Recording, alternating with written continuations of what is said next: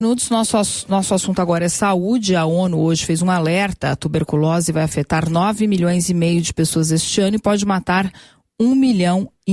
Mesmo após seguidas quedas na incidência da doença, inclusive no Brasil, a tuberculose ainda é motivo de preocupação. 80% dos casos ocorrem em apenas 22 países e o Brasil está nesta lista. Quem conversa conosco é o pneumologista, professor da Faculdade de Medicina da Universidade Federal do Rio de Janeiro e diretor da Sociedade Brasileira de Pneumologia e Tisiologia, Marcos Conde. Muito boa tarde, doutor Marcos. Boa tarde, viu?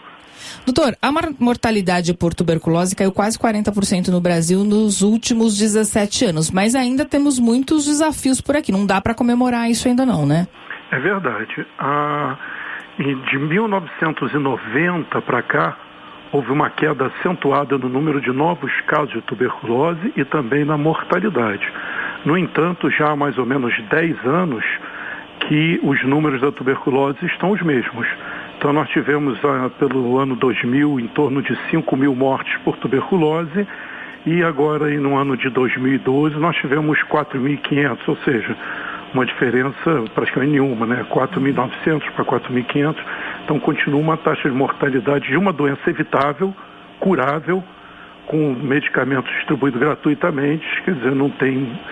É alarmante, né? E onde ainda se morre de tuberculose no Brasil, doutor? No Brasil todo.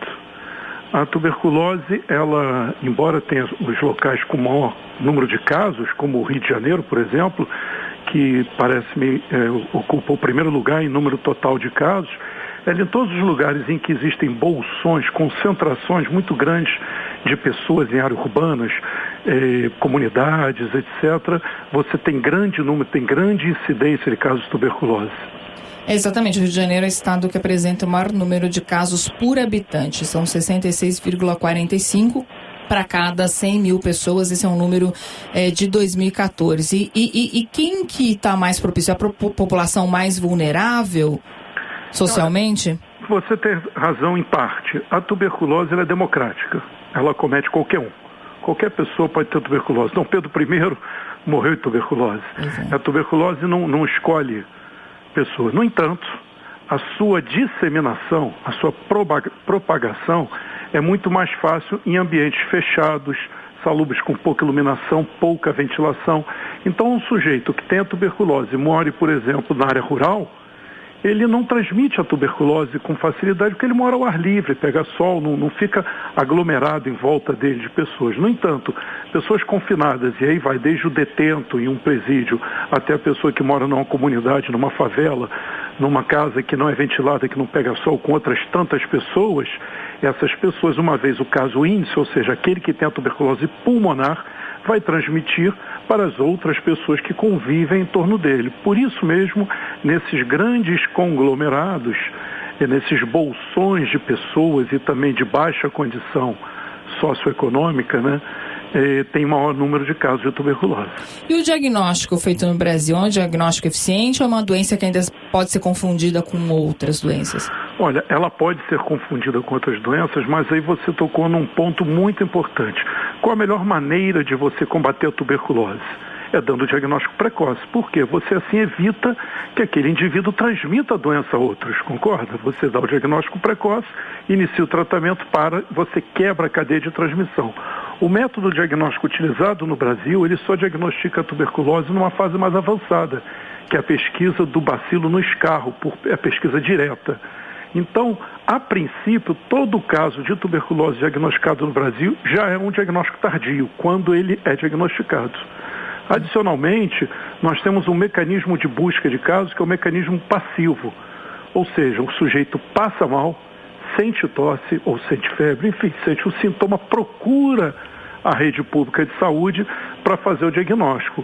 E você sabe que a tosse é um sintoma que muitas vezes ele não é valorizado inicialmente. A pessoa quando chega ao posto de saúde já está tossindo há muito tempo. E pior, 70% dos casos de tuberculose diagnosticados nos postos de saúde passaram antes em um pronto-socorro. Por quê? Porque o nosso sistema de saúde não está preparado para absorver os pacientes no momento em que eles procuram. Então eles acabam procurando pronto-socorro que não está habilitado, nem tem laboratório e nem tem pessoas com experiência em tuberculose para dar o diagnóstico. Então é mais um dos fatores que faz com que o diagnóstico seja tardio, consequentemente nós não conseguimos quebrar a cadeia de transmissão.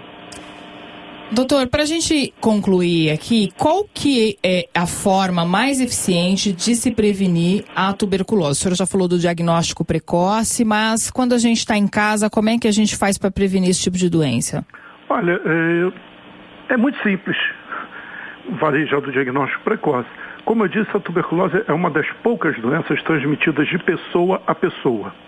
Então, se eu tenho tuberculose pulmonar e nós convivemos num ambiente fechado, eu tossindo, o bacilo vai para o ar, você vai aspirar o bacilo. A sua chance de adoecer é pequena. Em cada 100 pessoas que aspiram o bacilo, somente 5, 10 adoecem. É muito pouco o número. Então, você tem que ser exposto a uma exposição muito forte, muito grande durante bastante tempo. Se você tem alguém com suspeita de tuberculose, além de, obviamente, encaminhá-lo para o diagnóstico, você teria que ventilar o ambiente. Né? É um ambiente ventilado, é um ambiente aberto. Não existe uma outra forma de prevenção. Tanto é que quando nós diagnosticamos um caso de tuberculose, a pessoa, meu Deus, o que eu preciso fazer em casa? Preciso ferver minha roupa? Não precisa nada. Vocês já conviveram com o indivíduo com tuberculose meses. Quem tiver que ter sido infectado já foi. E a tuberculose não se transmite por saliva, por aperto de mão, não se transmite por utensílios, por roupa de cama, nada disso. É transmissão aérea, pessoa a pessoa em ambiente fechado. Tá certo, doutor. Muito obrigada. Uma boa tarde para o senhor. Boa tarde para você também, Zé. Nós conversamos com o pneumologista, professor da Faculdade de Medicina da Universidade Federal do Rio de Janeiro e diretor da Sociedade Brasileira de Pneumologia e Tisiologia, Marcos Conde.